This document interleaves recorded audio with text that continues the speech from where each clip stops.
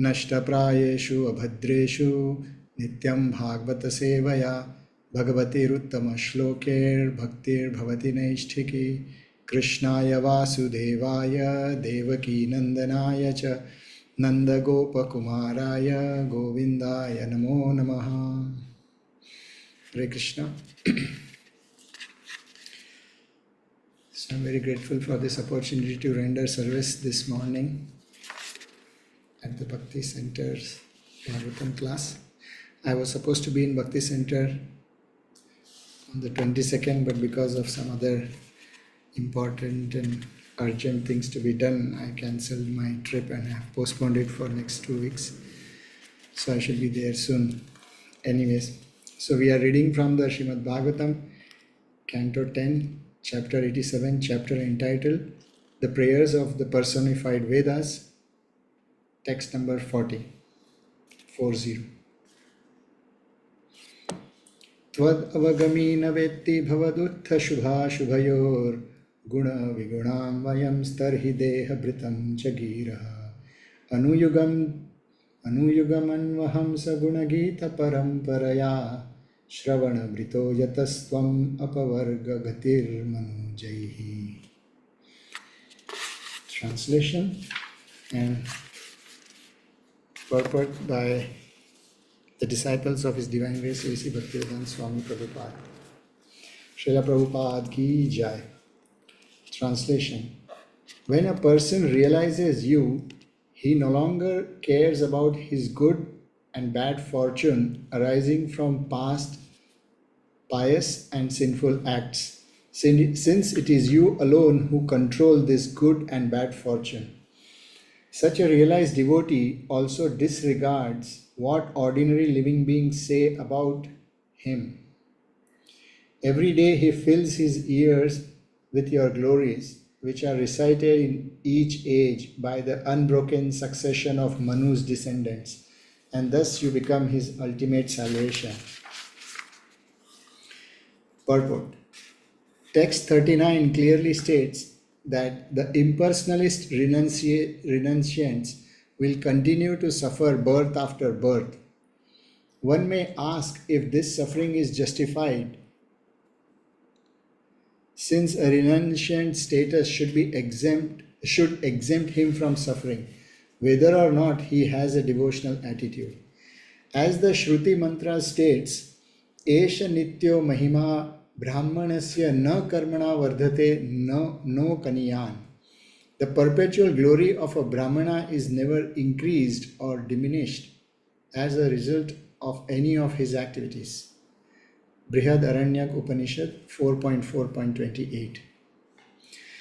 To counter the objection thus raised, the personified Vedas offer this prayer. Impersonalist jnanis and yogis do not qualify for full relief from the reactions of karma, a privilege reserved only for those who are Tvad Avagami, pure devotees constantly engaged in the hearing and chanting topics concerning the personality of Godhead. The devotees hold firm to the Supreme Lord's lotus feet by their unrelenting Krishna consciousness, and so they need not strictly adhere to the ritual commands and prohibition of the Vedas. They can fearlessly ignore the apparent good and bad reactions of the work they do only for the Supreme Lord's pleasure, and they can equally ignore whatever others may say about them, whether praise or condemnation. A humble Vaishnava, absorbed in the pleasure of Sankirtan, glorification of the Lord, pays little heed to praise of himself, which he assumes mistaken, and happily accepts all criticism which he deems appropriate. One receives the authorized chanting of the Supreme Lord's glories by faithfully hearing from the sons of Manu, the disciplic succession of the saintly Vaishnavas coming down through the ages. These sages emulate well the example of Swayambhuva Manu, the forefather of mankind. Ayata yamans tasyasan yamaha swantara yapanaha shrinvato dhayato vishnu kurvato bruvataha kathaha. Although Swayambhuva's life gradually came to an end, his long life, consisting of a Manvantara era, was not spent in vain, since he always engaged in the hearing, contemplating, writing down, and chanting the pastimes of the Lord. Even if a neophyte devotee falls from the standard of the proper behavior by the force of his past bad deeds, the all merciful Lord will not reject him. As Lord Krishna states, Tai aham pujaniyo vai Bhadra Krishna nivasibihi tvad dharma gati hinaye tasyam mahi parayanaha Kalina grasita ye vai tesham tasyam avasthitihi yatha tvam sahaputreshcha yatha rudro ganaihi saha yatha shriya viyuktoham tatha bhakto mama priya. For those who live in Bhadra Krishna, the district of Mathura, I am the object of all worship. Even if the residents of that place fail to properly cultivate the religious principles that one should observe in the Holy Land, still they still become devoted to me just by the virtue of living there. Even if Kali, the present age of quarrel, has them in his grip, they still credit for living in that place. They still get the credit for living in this place. My devotee who lives in Mathura is just as dear to me as you, Brahma, and your sons, Rudra and his followers, and goddess Shri and my own self. Srila Sridhar Swami prays, Avagamam tava me disha madhava sfurati yanna sukha sukha sangamaha shravana varnana bhavam athapiva nahi bhavami yatha vidhi kinkara. O Madhav, please let me understand you so that I will no longer experience the entanglement of material pleasure and pain. Or else, just as good, please give me a taste for hearing and chanting about you. In that way, I will no longer be a slave to ritual injunctions.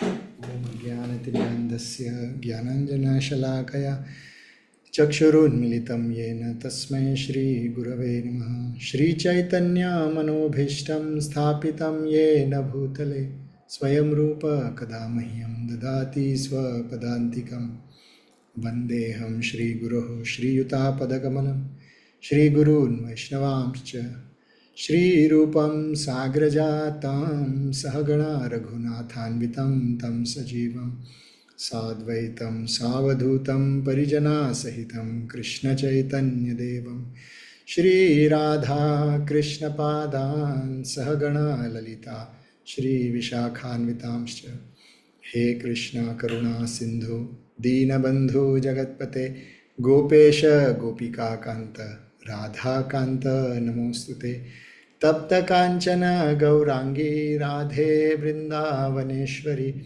Rishabhanu Sute Devi Pranamami Hari Priye Vancha Kalpatarubhyascha Kripa Sindhubhya Evacha Patitanam Pavanebhyo Vaishnavebhyo Namo Namah Jai Shri Krishna Chaitanya Prabhu Nityananda Shri Advaita Gadadhar Shivasadi Gaur Bhakta Vrinda Hare Krishna Krishna Krishna Hare Hare Hare Rama Rama Rama Hare Hare.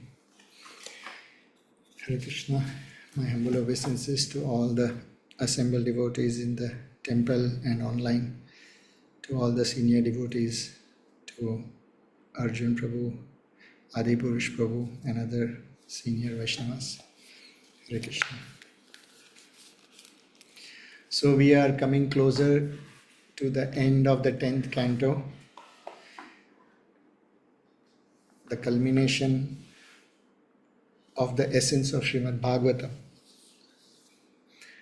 The first 9 cantos are filled with lot of philosophies and lot of stories which are connected with glorification of Krishna, and more specifically by devotees who reveal their own journeys of how they overcame the overwhelming circumstances of their own lives and then they took shelter of Krishna. So that is the beauty of Srimad Bhagavatam. It's like real life stories of people who are teaching us how to take shelter of Krishna throughout the lives. The stories are through all the ages, millions and millions of years, all the way from Satyuga till Dwapar Yuga. The first 9 cantos are dealing with that. The 11th and the 12th canto also deal with a lot of closure or culmination of philosophies by Krishna himself speaking to Uddhav and so on. So essentially 10th canto specifically is the only canto which deals with the pastimes of Krishna. So the pastimes of Krishna are sandwiched between lot of philosophy and lot of tattva. And it is interesting that after the most esoteric and intensely nectarian loving pastimes of Krishna are discussed, then comes the chapter of the prayers of personified Vedas, where again the whole discussion becomes a bit philosophical. So before Krishna was born, the Vedas are praying in a certain manner. When Krishna is born, they are praying in a certain manner, and the conclusion also is in a certain manner. In the entire Vedic literature, or let's say the Vedanta as a philosophy, focuses on 2 specific things. One is Sukha Prapti and second is Dukha Nivritti. So Dukha Nivritti means getting rid of all the inconvenient experiences of life, or Dukha, as we say, the pains and the miseries of life. And Sukha Prapti, just getting rid of all the pains and miseries of life does not exactly give pleasure automatically. It just gives you a relief, but you need a positive pleasure. So Sukha Prapti. That Sukha Prapti, according to Vedic literatures, or specifically the Vedanta philosophy, is through attainment of Brahman. Now to come to that stage, for these very reasons, all these Vedic rituals which are explained or recommended in the Agama Shastras, in the Dharma Shastras and so on, they are specifically serving these 2 purposes only. So that while a living being, or a human being rather, while a person in the body of a human being is there on the planet with a highly developed intellectual structure, with a highly developed emotional structure, he can use that to get rid of these 2 things and eventually gradually come to the stage of progression. And so that he does not lose, first and foremost important, he does not lose his material, his human form of life rather. So therefore all these Vedic literatures are explained, all these rituals are explained. But this journey is a very gradual journey. It is not very abrupt. A person or a living entity who has come through various species of life and suddenly he gets a very highly developed intellectual state through this human form of life is incapable by himself or herself to attain the truth. It's highly incapable unless and until there is a divine prompt or a direction given. There can be a hankering in one's heart that a human being keeps aspiring for something higher, trying to look for something more divine, something beyond the self. Only a human being can do that. So that aspiration can be there, but it would be a never-ending journey if a person in the body has to discover something which is beyond the bodily concept of existence. And that is why in that sense all the rituals are meant for that purpose. If a person is taught only to neglect his physical existence, then the whole point of the physical existence would lose its meaning. So the idea of Vedic literature is not to neglect your physical existence in terms of the kind of body, the kind of mind, the psychophysical nature one has, but it is that you use it as a tool which will help you to discover from whatever abilities you have, you go one step higher to discover one more unit, one more aspect of your own self, deeper and deeper and deeper. It's artificial renunciation or artificial absorption of oneself in Krishna or Brahman is absolutely impossible. So in the Bhagavad Gita, Krishna tells to Arjun this very fact, how transcendence takes place. He says, Shanaihi Shanaihi Uparamed Buddhyadhriti Grihitaya Atma Samstam Mana Kritva. He says to Arjun.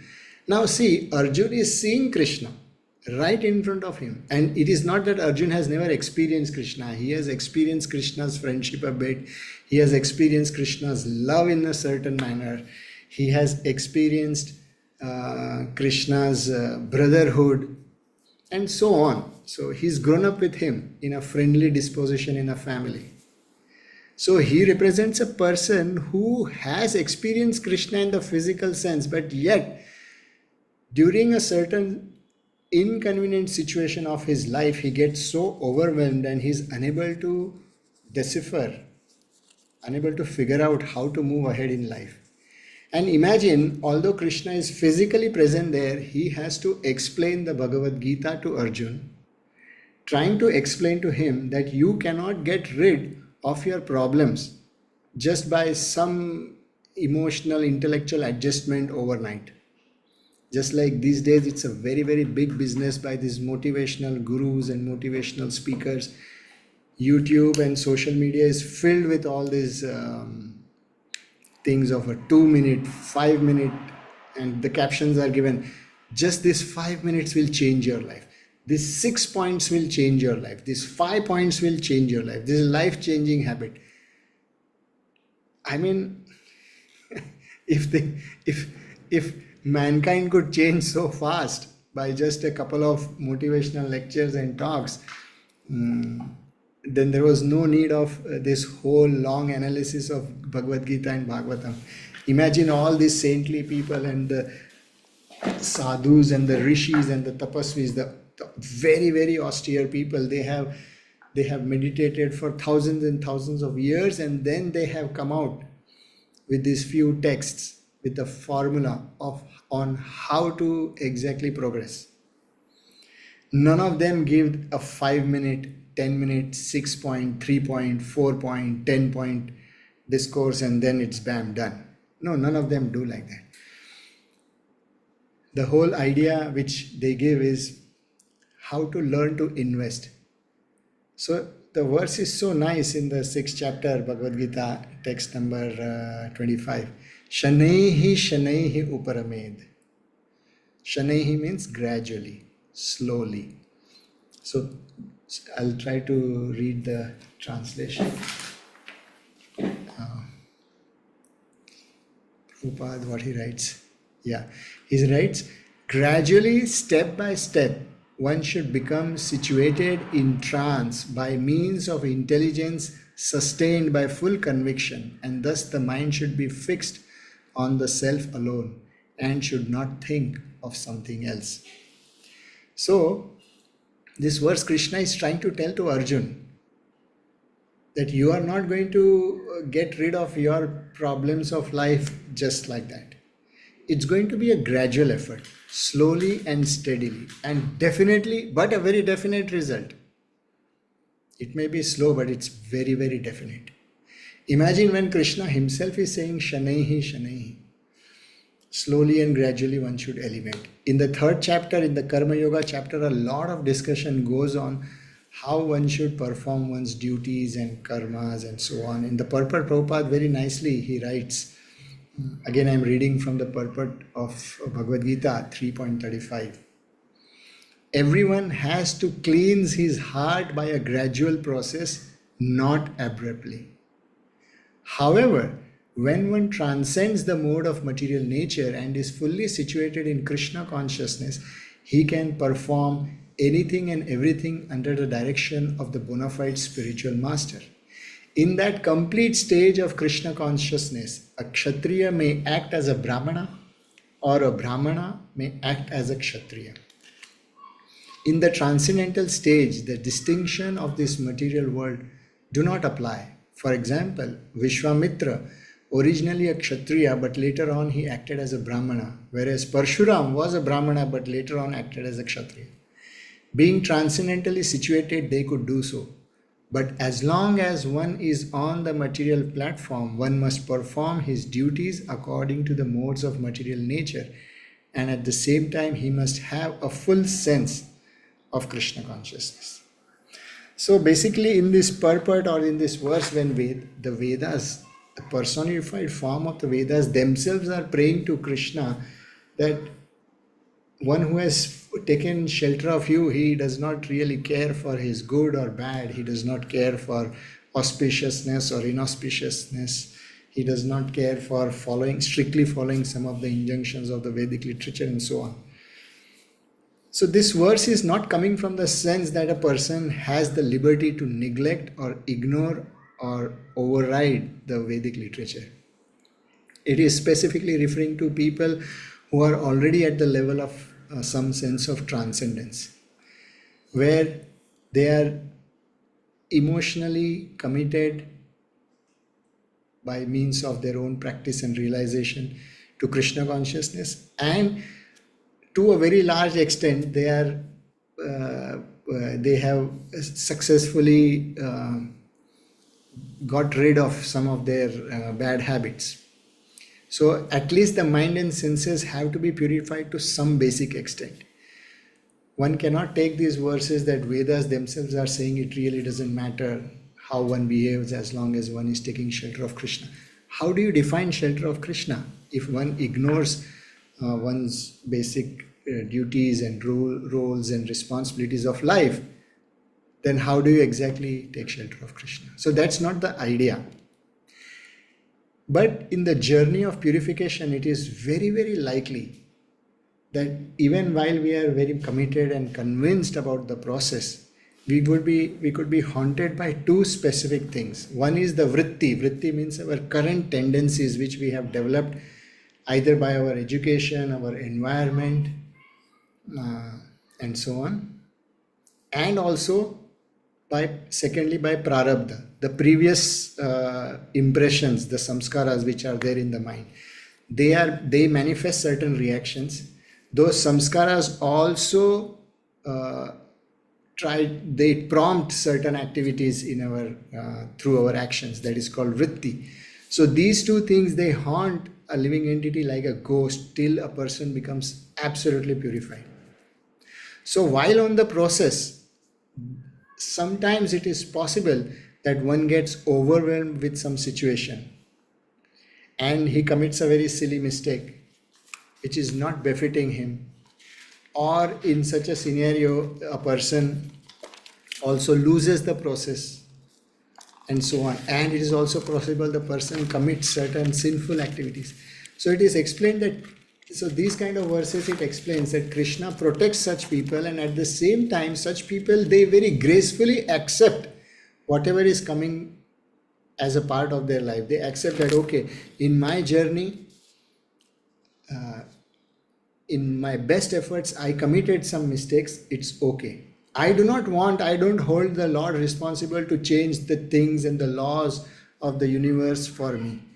All I request is, my dear Lord, let me never forget you under all circumstances. Let me go through the good and bad and the ugly phases of my own karma gracefully, while very clearly seeing your presence and your care under all circumstances. So that's the basic idea. If a person neglects the basic things of life, if someone neglects it grossly, then sooner or later he will never ever experience the joy of spirituality. Then when one does not experience the joy of spirituality, then one has to develop some joy or get some joy from somewhere. So if we are not relishing the spiritual aspects, then we have to relish a material aspect. You cannot be in a state of non-relishment at all. So even while such a person, even while he is in the process of spirituality, if he is not properly fixed up, there is every chance that he gets stuck into the process of just enjoying profit, adoration and distinction. That's a sign when one's heart is hankering for those things. That's a very clear sign that there is a lack of higher taste available in one's life. And when one is attached to those things, one commits even more aparadh or sinful actions and then gets implicated more and more. And this is why it is very, very essential that one tries to do his best or her best to follow one's own rules and regulations and disciplines, whatever is required for our to continue the journey of life. Not taking shelter of Krishna is not by neglecting and running away from the responsibilities of our life. That never ever helps. The other part is, as Kali Yuga is progressing, it is almost impossible to follow these rituals completely. And even those things, those rituals which you can perform, you cannot perform with the required purity and the rigor of ritual. It is impossible for you. Won't get that kind of, you don't have those kind of people who can chant the mantras, the environment, the calculations of time, the ingredients and so on. So it's practically impossible. Even if one wants to purely just take shelter of rituals, it's not very much possible. And therefore in such a messy situation, the Bhagavatam, therefore in the very beginning also, the verse dharma swanustitam pumsa vishwakshena kathasuya na utpadayed yadiratim shrama evahi kevalam. Bhagavatam says, if by the performance of all the Vedic rituals and the rules and regulations and duties of your life, if the love for Krishna, the message for Krishna is not invoked in one's heart, then the purpose is lost. Then it is shrama evahi kevalam, or mere useless labor. So that's the idea of this verse. So Vedas themselves are realizing that they are realizing their own fallacy. This is a matter of but the personified Vedas are expressing their natural humility. They are realizing that we can set the universe in motion, we can set rules and regulations for everything, but as far as loving you and taking shelter of you, my dear Krishna, it's just impossible by simply following these rules and regulations. So in the holy place of Vrindavan, there is a very nice temple called Gyana Gudri. So this temple is specifically highlighting the limitations of the Vedas.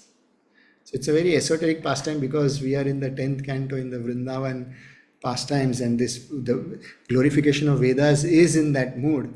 So I would like to share that story. So in the Srimad Bhagavatam, there is an episode where Krishna is tired of this world and he's planning to leave. And Uddhav comes to meet him.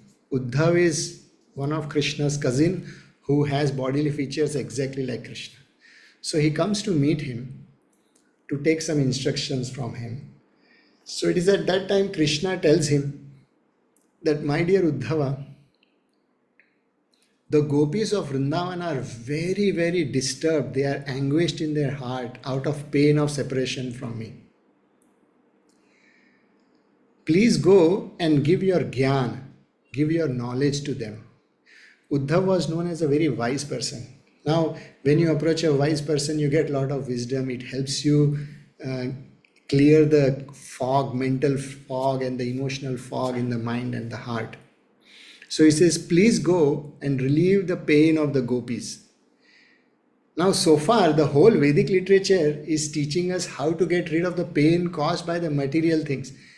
Now, this is a very complicated scenario where the cause of the pain is Krishna himself. The cause of the pain in the heart is love for Krishna. It is love in separation from Krishna. Now, how do you use Vedic literature to get rid of that plane? Because the entire Vedic literature is designed to purify yourself to come to take shelter of him. The very person you are supposed to take shelter of is now the very cause of pain. So indirectly, Krishna is trying to tell Uddhava, let us see how your entire knowledge of Brahman and the Vedanta and the Vedic literatures help gopis. So Uddhav did not know Krishna's internal plan, what he was up to. So he went there sincerely trying to help the gopis. But when he saw the state of gopis, their intense state of separation, where they were crying and crying and crying, they had not an iota of desire to enjoy anything of this world. They did not have a desire to even exist in any form. So sometimes you don't want to be existing physically, but you wish your name and fame and glory spread. No, gopis did not have an iota of desire in any manner. So when Uddhav saw this state of gopis, he was deeply touched. He saw that gopis were offering him all love and respect, only just knowing that he is a messenger from Krishna. As if their decades and decades of stress finally is now about to go away. They were crying and falling at his feet. Please tell us, what message? Does he remember us? Does he think about us? How did he give the message? And so on. They were so overwhelmed. So at that time, Uddhav realized that my entire knowledge of Brahman, the Brahma Gyan and everything fails. It has no use here. So it is explained that Uddhava, metaphorically, like he created a Godhadi. Godhadi in northern languages of India, Godhadi represents a tattered cloth.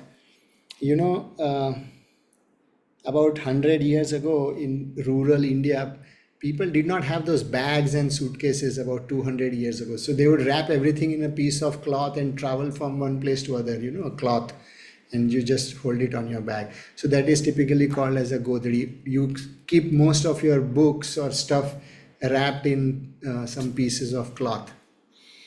So it is explained that Uddhava, in that sense, he took all his jnana, put it in a kind of a godhadi, in a cloth, wrapped it, and then he went to the Yamuna river and he submitted in the water that all the knowledge of these Vedas is of no good here in Vrindavan.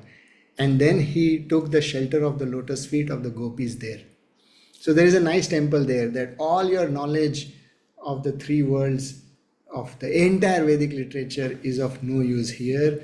The only way to learn something, especially when you want to do in matters of love for Krishna, it is falling at the feet and following the footsteps of the gopis. So it's a very, very beautiful temple there, where Vedas themselves, in the form of the mind and the knowledge of Uddhav, they submit to the feet of gopis. So the prayers of personified Vedas, this chapter is very, very, very interesting.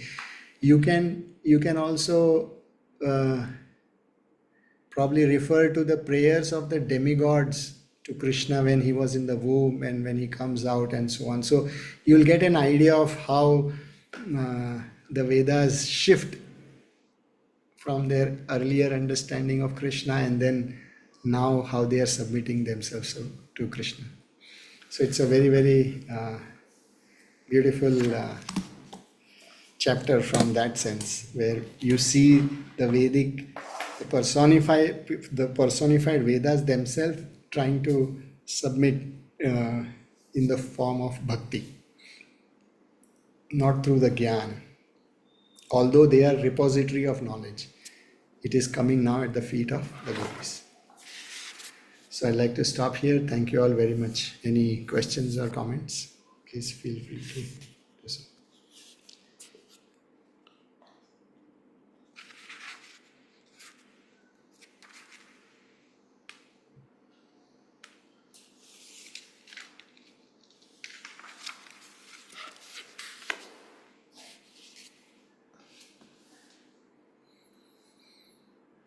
Yes, Narottam Prabhu.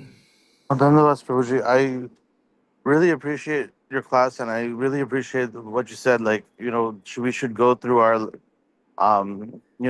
lives with the various karmas, just that we have, and be happy that we're able to chant Hare Krishna and do service. My question is to you: when we have relationships like karmic relationships, like with family, um, and we're in the process of becoming Krishna conscious, how do we avoid like difficulties like arguments and I guess in general, how do we avoid even Vaishnava Aparadha, even in a close proximity setting, um, and because a lot of times we have to like go to work, we have to get a lot of things done, and like this, how do we avoid the tendency to fight amongst each other, and instead, just be more keep Krishna in the center.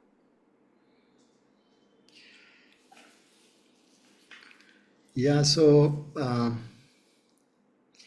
I'll share something how I try to apply this. Everyone may have their own way of dealing with these things.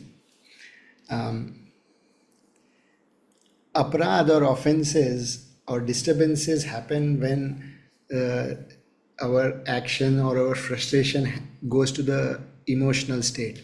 So let's say I do not like someone's habit. One of my roommates used to be a very untidy person, and I have a limitation or a condition where I just don't like shabby and untidy things around me. But in an ashram setup, it is impossible to control that when you have a lot of people around you, each one is coming from their backgrounds. So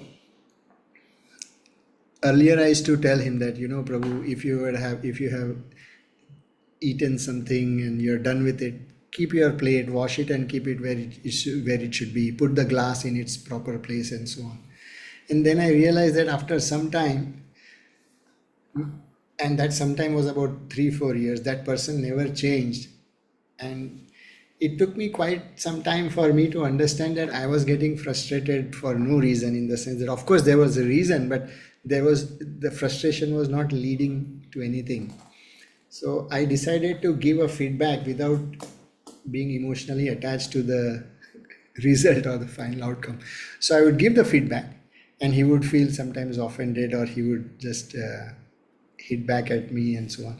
But that did not affect me. I was dutifully giving the feedback whenever I could in the best possible manner, and I was not emotionally disturbed. It was just like sometimes, just like a police may just give some instruction to the masses in certain way, where he's not emotionally involved with a person.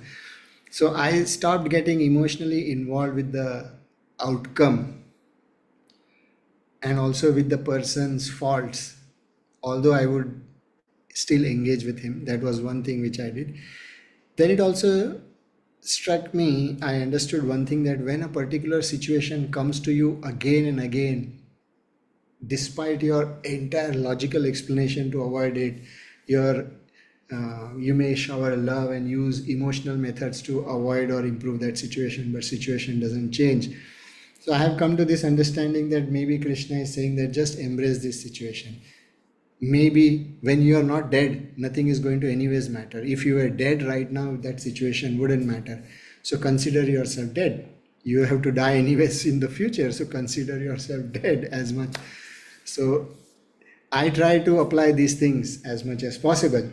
However, there are always certain circumstances and situations which happen in a way where you have to fight it out and so on. The least you can do is not get emotional about it.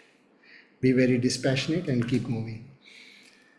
One of the most important thing which helps is the more our mind is filled with the stories and the approach of Bhagavatam, the more we have fresher perspectives to deal with things. Otherwise, the mind becomes a playground of complaints, and then there is no end to things. These are some little things which I try to follow. Trying to see that Krishna is saying that, okay, if I am like this, will you still love me? Those very people in the house family, most of these conflicts if they are not of a very big nature, then we try to only see that, maybe see Krishna in them and try to see that if Krishna is saying, if I'm irreasonable like this sometimes, do you still have the capacity to love me? So I keep reminding myself like that and trying to let go of the situation. Does that help, Prabhu, a bit? Yes, Prabhu, that helps very much. Thank you so much. Like, ideally, I know that, all of our emotional capacity should go to Krishna, and I'm really trying to do that. Trying to offer up everything, while I chant to Krishna, and also, read Srila Prabhupada's books. But the more I read Srila Prabhupada's books, the more I realize how much more work I have to do on myself, because while I'm reading, I'm reflecting on, wow, I've actually felt like this, and I'm feeling like this now, and I need to, clean up. It's like the cleaning of the mirror of the heart. It's daunting almost. Hare Krishna. So thank you, Prabhuji. I appreciate it. Hare Krishna.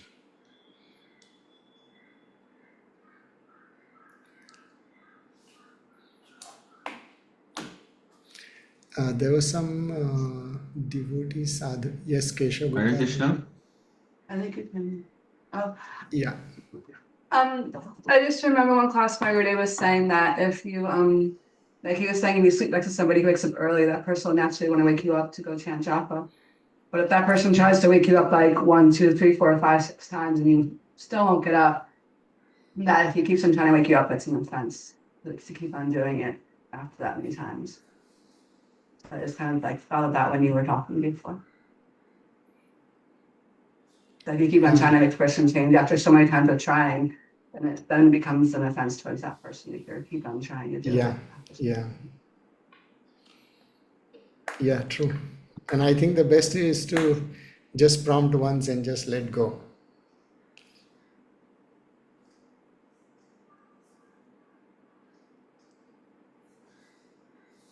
Just prompt once and let go. There's no point in provoking someone in a manner that he or she gets disturbed, even for doing the right thing. So at least I try not to do that. All the counseling and all can be done at other times, not exactly during the times of japa and morning sadhana.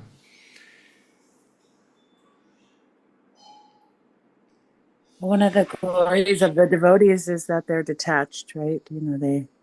They offer what they can and try to share example, and then detached from the results.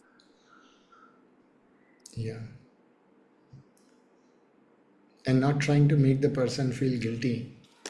That's also important. When we are trying to help someone improve that person, it should be done in a way that it does not add the burden of guilt on that person. So it's a tricky situation. There are no clear black and white answers based on one's relationship, one's investment in that relationship, and proximity, and so on, one's authority. One can take certain actions or decisions like that.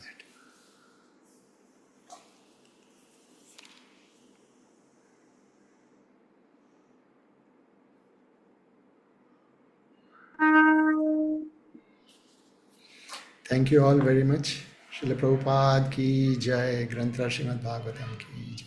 Hare Krishna.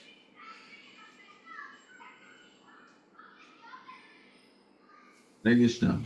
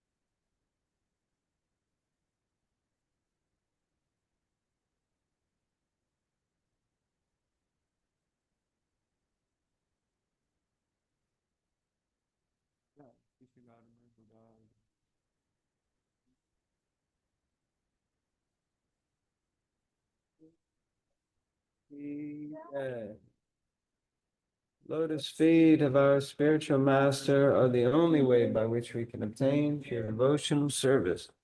I bow down to the lotus feet in great awe and reverence. By His grace, one can cross the ocean of zero suffering and obtain the mercy of Krishna. My only wish is to have my consciousness purified by the word emanating from His lotus mouth. Attachment to His lotus feet is perfection that fulfills all desires. He opens my darkened eyes and fills my heart transmitted from knowledge. He is my Lord right down the earth. From Him ecstatic prema emanates. By Him ignorance is destroyed. They sing in His character. Our spiritual master is the ocean of mercy, the friend of the poor and the Lord and master of the devotees. O Master, be merciful unto us, and give us a shade of your lotus feet. May your fame be spread all over the three worlds. We take shelter at your lotus feet. Srila Prabhupada ki jai. Jai Srila Prabhupada. Thank you very much, Jagannath Priya Prabhu, for the wonderful class. As always, very practical, very Shastri, very realized. Thank you, Prabhu. Thank you, Prabhu. Do you have a few minutes to stay over time with us? Yes, Prabhu. Okay, good. So the floor is open, dear devotees. Please bear in mind this is an overtime, so be concise. Duranga Lila, go ahead. I wanted to share my reflection on this meeting. Thank you for such a wonderful meeting. So I realized that even if you have the greatest knowledge, you know everything about Krishna or anything, that still cannot comprehend the love for Krishna, because basically knowledge, I don't know how to explain this, but it's just that love is with knowledge, like basically, when you have like when you know a lot, you know, but you don't have this of- like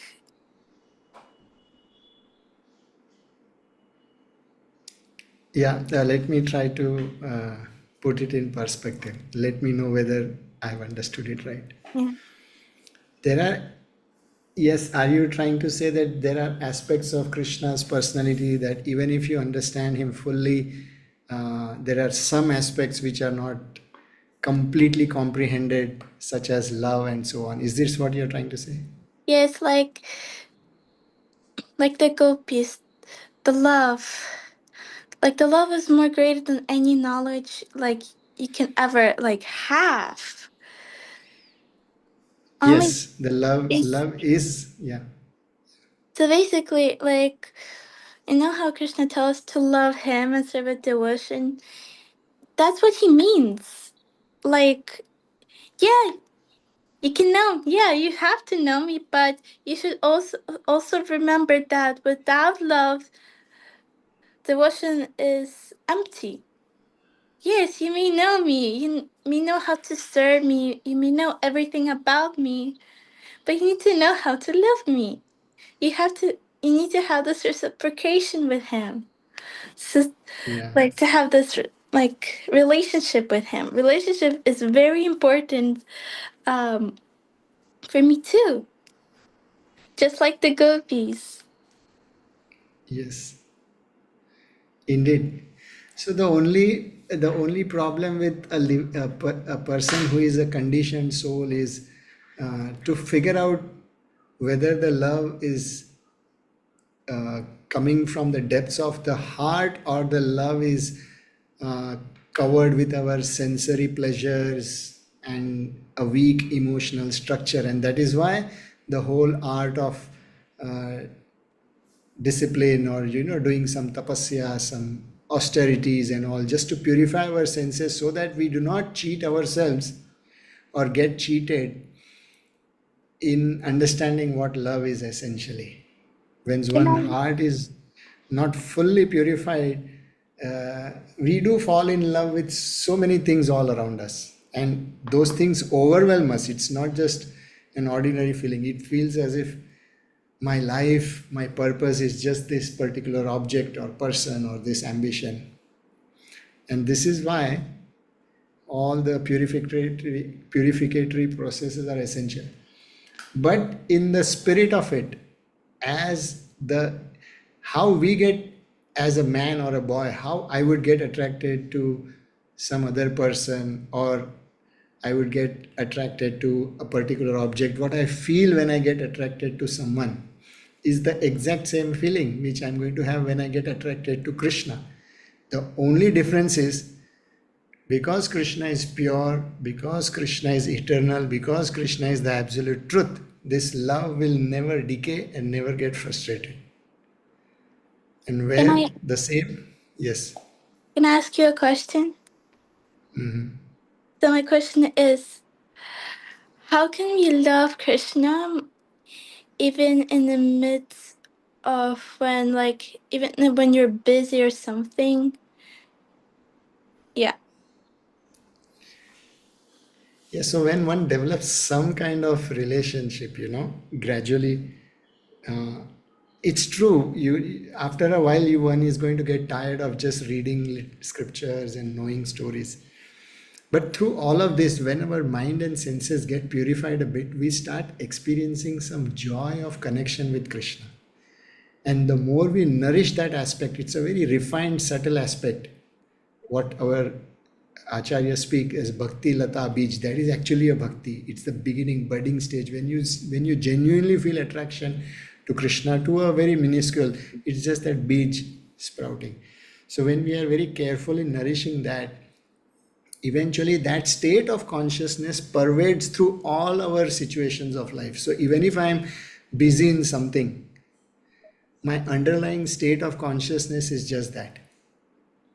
So even when I'm with my child, my cute little child, I'm able to perceive Krishna through that. When I'm with my loved ones, I'm able to perceive Krishna through all of that. So that underlying spirit remains, although you may not consciously be thinking of Krishna every single second, but it remains like a breath. So Just basic, like when you're, yeah. so basically, we can do like whenever we do something, we can just do it like as a service to Krishna. Right? Yeah, when you're doing that, whatever you're doing, do it 100% focusing on that thing. And then dovetail the results to Krishna. That is service to Krishna. See, Garangalila, Adipusha Prabhu is very busy driving. One run move and big problem. But is he loving Krishna? Is he wearing tilak and an apron? He's a servant of Krishna. He's serving Krishna, loving Krishna while driving the car.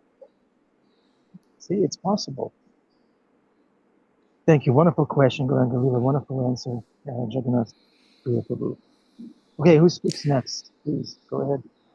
There is a comment in the question section in the Hare Krishna.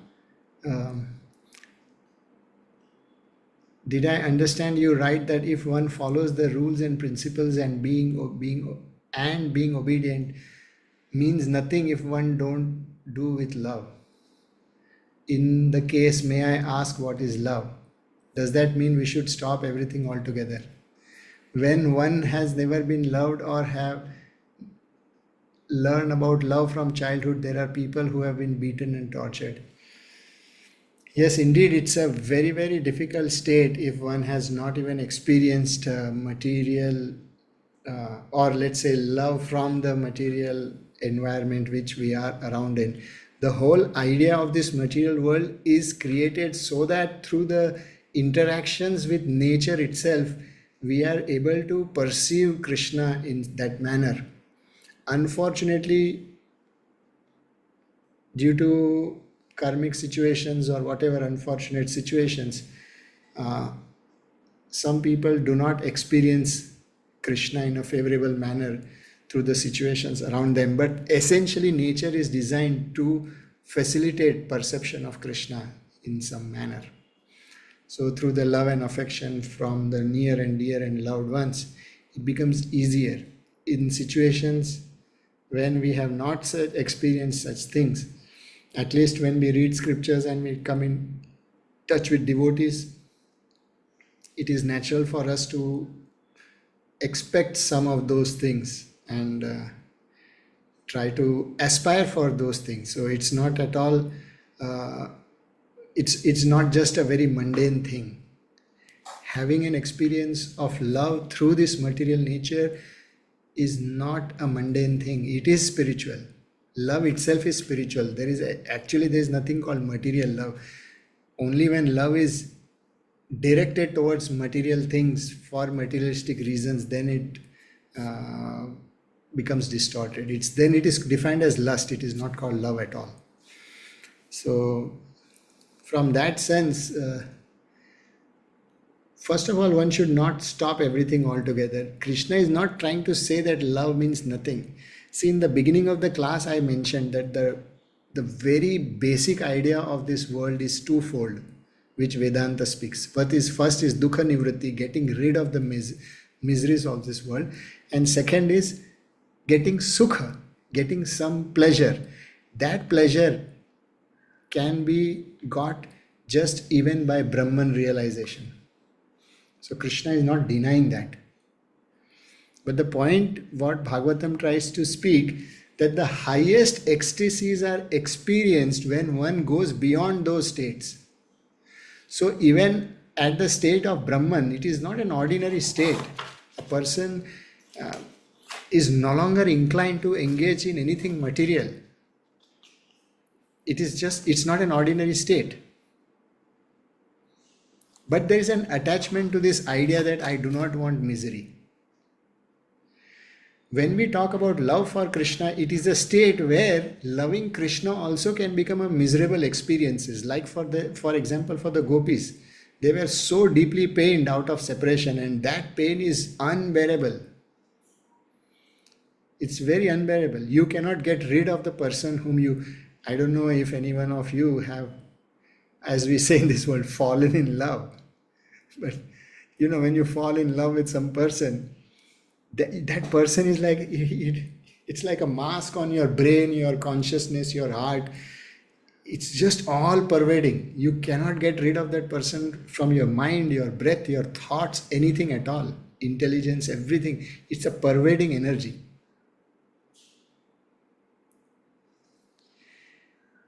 And when you have to have a sense, when there is a sense of separation, it becomes very, very painful. When we were young in our school and college days, I have seen people like that. In our times, there were no phones and mobiles. Today, if you fall in love, you and you're missing, you can just text, "I miss you so much," and give those smileys, those emotions, and you can share some videos and some poetries and some songs. You couldn't do anything. You had to wait for a few weeks and months whenever you would meet next. That anticipation brought so much joy, but it also brought so much of pain. So a person whose idea of life is just to be peaceful, he's not going to be ready for love directly. So Bhagavatam's mood is basically talking about for people who are almost at that level, who have nothing to do with this material world, and probably they would just get settled with Brahman realization, and therefore to take it higher, that, oh no, my dear child, Brahman is not the limit. Come to experience the grandest of experience you can ever have. We need madness in our life. No one in the deepest sense in their hearts wants to live a logical, bookish kind of life. We want to be free in all aspects, fully experiencing, fully expressing, very dynamic. That is our need in the deepest core. And that need Krishna is fulfilling through the process of bhakti. So from that point, when Bhagavatam says that Shrama eva kevalam, if it is not invoking love for Krishna, it is of no use. So this kind of criticism which is done is not deriding the Vedic literature. It is form of an indirect expression. There is a technical term in this kind of glorification, that sometimes you glorify a person by criticizing some things. So glorification of bhakti is done in this manner. There is no other use for anything in this world if you are not getting love for Krishna. Basically, it is not denying the things of this world. It is trying to show how high the stature of Krishna Prema is. I hope it makes some sense, Advi Devi Devi.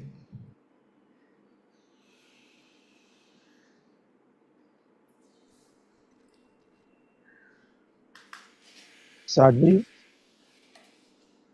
are you satisfied, Sadhvi? Yes, I see a floating prayer sign. Thank you, Sadhvi. Thank you, Jagannath Priya. Okay, we can take one more person. I call out Adipurusha Prabhu and Krishnamobile. Please glorify Krishna. Hare Krishna. Hare Okay, thank you Krishna. very much. Wonderful class. There was one question that came up about arguments in the age of Kali. That's a pretty interesting subject matter. And we have everything in Krishna consciousness. We have laughter, we have prasadam, we have dancing, music, and loving exchanges, and we have arguments. And there's such a thing as a transcendental argument. And Srila Prabhupada was very enthusiastic presenting arguments in the support of Shastra, right? He was joyfully arguing. I said no, right? He would say, we are not worshiping idol, we're worshiping God. In very short and powerful, emphatic statements, he was enthusiastic about arguing. So if it's an argument about how to serve Krishna, it's a transcendental argument. It's not something selfish. Naturally, we want to minimize petty bickering about and selfish quarrel. But there's also, just like Arjuna was involved not only in argument, but in battle. Okay, go. Wait a minute. I've been instructed to drive. I will stop right here. All glories to Srila Prabhupada. Thank you, Hare Krishna Prabhu. Sati Devi, how are you? How's Murari Gupta? What's happening? Hey, Murari Gupta, Hare Krishna. Good to see Hey, you. Hare Krishna. Very nice to see you, Prabhu. What a wonderful class. And I'm here in North Carolina with my dear friends Kesava Gopal and Karuna Gopi. And I'm just getting through it. I still have cancer. I got my test back. There's cancer still in my lung and my esophagus. But we knew this was going to be a longer fight. So I'm tolerating the immunotherapy good. And I got another like 9, 10 months of that. And we'll see. I'm feeling a little better each day, and I feel blessed to still be here. Wonderful That's great. association. It's That's wonderful great. seeing Thank your you. smile, Prabhu. We love you, Murari Gupta. We love you with all our spiritual love. Please, devotees, direct your love at Murari Gupta Prabhu. Thank you, Prabhu. Thank you. Nice seeing you all. Okay, so Garanga Lila, please recite the mantra to complete our yagya, the whole thing, please. It's extensive. Hare Krishna, Hare Krishna, Krishna Krishna, Hare Hare, Hare Rama, Hare Rama, Rama Rama, Hare Hare. Hey. Sweet. Thank you very much. Srila Prabhupada ki jai, Jagannath Priya Prabhu ki jai, all the assembled Vaishnavas and Vaishnavis and Vaishnavettes ki jai.